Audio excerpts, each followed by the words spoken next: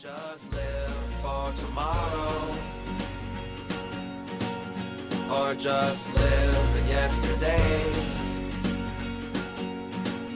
Just be glad for all you have that's in today. Hey everyone, Connie here, and welcome to my blind reaction to the first episode of Harley Quinn, the series. We are getting to this.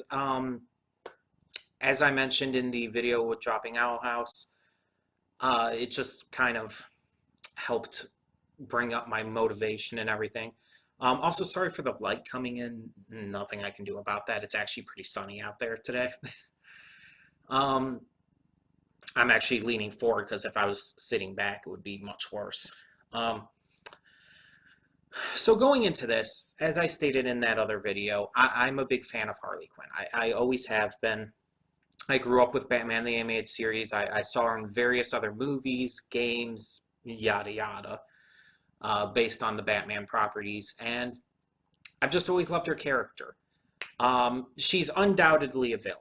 Not even a question. She is a bad person. But she's also complex. She has a lot to her. And you do feel some sympathy and empathy for her in regards to the abuse she faced at the hands of the Joker. This series does take place, at least mostly to my knowledge, post-Joker. We'll probably see some stuff of her with the Joker, but it is a post-Joker series. And to my knowledge, it's about just Harley trying to find her way post-Joker, find her way in the world and be her own villain. That's pretty much all I know about it going into it. I don't really know much of any spoilers. I know Poison Ivy's in it. I know Clayface is in it. I know the Joker is in it. I know Batman is in it. All these characters we know and love. They're in the series. There's characters that I'm not sure I've heard of in it as well. Like there's this one like short magician-looking guy. I don't even know. But there's plenty of characters that I would know going into things. So yeah, I don't know what it's going to like focus on. I don't know what each episode's going to be like, but I'm excited. Now this is a mature series, so just noting for those of you who are watching, this is rated mature. There's going to be violence. There's going to be language, there's going to be blood, possibly gore, possibly sexual content, I don't know. I doubt there's going to be anything like straight up adult. Like, I doubt you're going to see full-on sex scenes or anything. But, like, it is rated mature, so there's going to be a lot of mature shit. Let's just leave it at that. Yeah, I don't know exactly what to expect, but I'm excited. I've seen a couple clips. And yeah, that definitely got me excited. There's some really interesting looking stuff, some really interesting ideas that I'm hoping that they cover. And Harley in this one is voiced by Kaley Cuoco, who is best known for being the lead female star of Breaking Up. What did I just... Was I about to say Breaking Bad? Oh my goodness. No. See, when you're trying to get through things, when you're trying to speak quickly, it ends up getting all jumbled in your head and you end up making a mistake that just completely flusters you. Oh. Big Bang Theory, not Breaking Bad. She's the lead female star of Big Bang Theory. She's Penny. But yeah, wow. I like Breaking Bad, don't get me wrong, but... Anyway, so yeah, she's the voice in this one. She's actually the second Big Bang Theory star to voice Harley. The actor of Bernadette, who I cannot remember the name of, she also voiced Harley in the animated movie Batman and Harley Quinn, which was also very good, by the way. I really enjoyed that one. That one was also pretty mature too, but I think this series is supposed to be more so. Um, like they're the most mature things in the movie, the Batman and Harley Quinn movie, was there was a almost sexual scene where Harley was coming on to Robin or Nightwing, whatever. Um, there was language, and there was a scene where Harley is singing and she starts shaking her tits. Like that's how mature that movie got. I think this series is supposed to be more so. And also how that is starting to get bright. Sorry about that. Either way, I'm excited to see where this goes, so we're just going to get this started and hope for the best.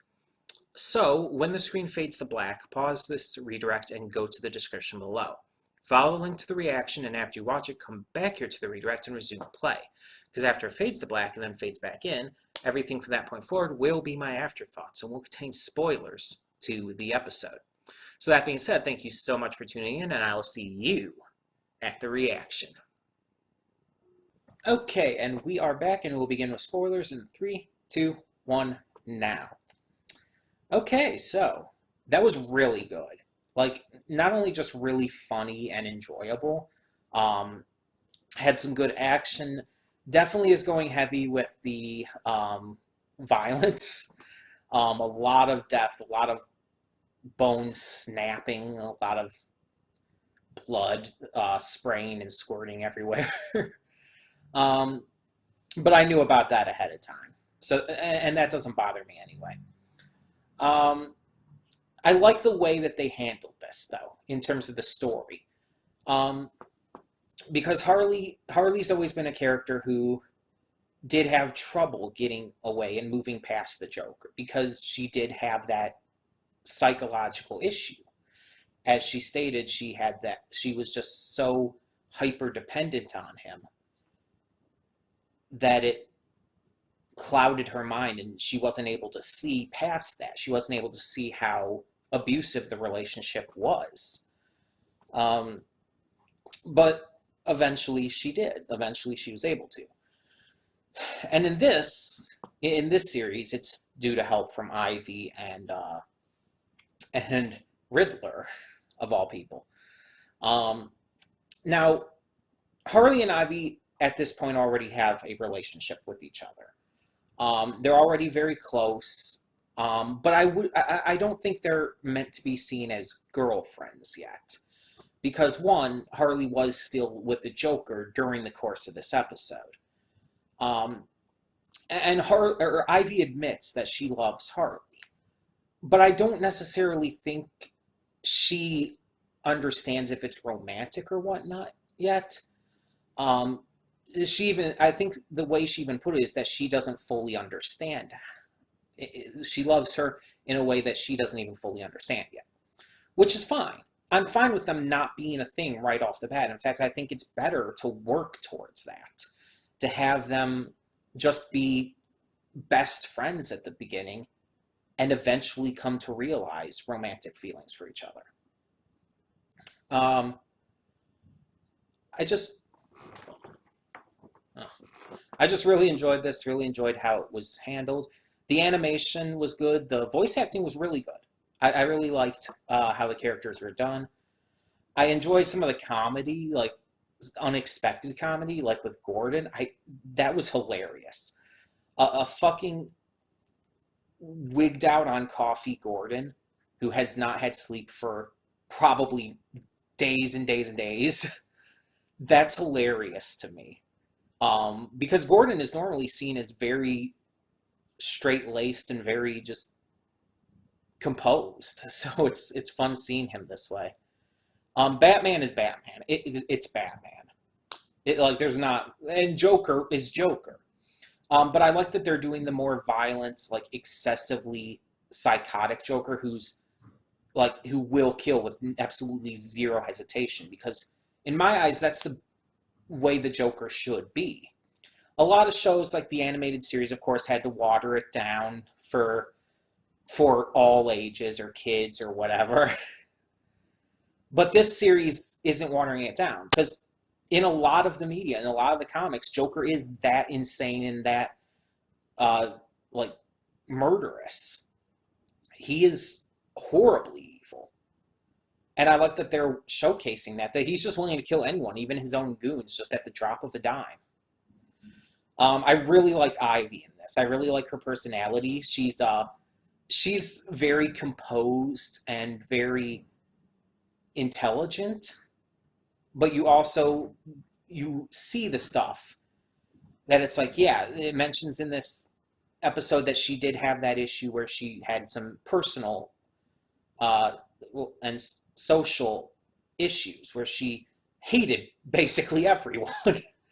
And hated social interaction and shit. And it's like, yeah, that was kind of a thing with Ivy in some of the comics, some of the backstories and stuff, where she was like dependent on plants because of a hatred of humanity and whatnot. And I really like that. I really like that they brought that kind of thing in. I don't know who Frank is supposed to be. Like, I don't know if he's a character from the comics at all, or if it's just someone that was created for this. I don't know. But the only thing I can think of is Audrey 2 from Little Shop of Horrors. Which isn't necessarily a bad thing, by the way. I love Little Shop of Horrors. Specifically the Rick Moranis version. I haven't actually seen any other version, so. But yeah, I thought that was really interesting, his character. We got to see brief glimpses at a couple of the other villains in Arkham and stuff, like Killer Croc and Calendar Man. But for the most part, it was centered around a certain few villains having the spotlight. And I'm sure we'll get to see more villains pop up from time to time throughout the series. So yeah, this first episode, though, was focused on Harley, like, stepping away from Joker. It was the story of her leaving the Joker. And again, I thought it was handled well. And I actually really like that she didn't just step away the first time Ivy started to convince her, that she actually relapsed a bit. That's actually amazingly realistic and believable. With someone who has been as hyper dependent on Joker as she has been, one little thing wouldn't just snap her out of it. Granted, to be fair, she only did have a couple of moments, all in all, but still, it's better to have a couple moments than just one that breaks her out of that. And to be fair, when she had already been questioning it at the point when, like, the acid part came up. So it's like, at that point, everything was already kind of in her mind, and it just started to connect more with her. So yeah, I really thought this was well done. From a story and character standpoint, just as much as the comedy and ultraviolence. Like, that stuff's all well and good. But the story and characters being done well on top of it just really sells this series to me. Just makes it, like, that much better. And it kind of walks the line between a legitimate comic book series and a over-the-top comedic take on one. Because, again, you do have the serious character-driven stuff that these characters have become known for. But you also have, again, the way, way over-the-top violence, constant swearing, including dropping the F-bomb everywhere.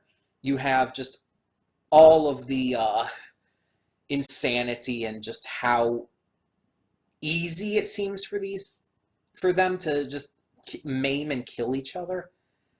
But at the same time, it's blended well. It doesn't feel like it's too much because of how well it's meshed up with the more serious character stuff. So yeah, it's a good mix of that, and I really appreciate that. Harley's voice, again, Kaylee Cuoco is not bad, not by any means. but it's when people think of Harley's voice, they think of the accent she has. Let's be honest, they think of Arlene Sorkin. Arlene Sorkin, the original voice of Harley in Batman the Animated Series, that is what people think of when they think of Harley Quinn's voice. So it's like, it's definitely weird and different with Kaley Cuoco's performance. But it's not bad. Kaley Cuoco is not doing a bad job, not by any means. She's doing very well. In fact, I'd say she's doing extremely well. Her reading of the lines and everything is very well done. It's just, it is going to take some getting used to, admittedly. It just will, because, again, when I think of Harley Quinn, I have a specific voice in my head. That Tara Strong is probably the best at kind of imitating. But yeah, you'll never get Arlene Sorkin levels. And I acknowledge that, but still. I kind of appreciate, though, that she's not even trying to do, like, the Arlene Sorkin style voice. She's doing just her own thing. It's her own Harley. And I kind of appreciate that, to be fair. But either way, tell me in the comments below what you thought of this first episode of Harley Quinn. What did you think of the story and the character stuff that we got in this episode? Kind of bringing us into what the series is clearly going to be focused on, Harley making her own name for herself outside of the Joker's influence. What do you think of her relationship with other villains such as Ivy and Riddler? What do you think of the comedy? What do you think of the over-the-top ultra-violence? Tell me your thoughts on all of that and more down in the comments below. And thank you so much for tuning in. For now, I hope that you enjoyed, and I'm Connie and I'm signing off. See you all next time.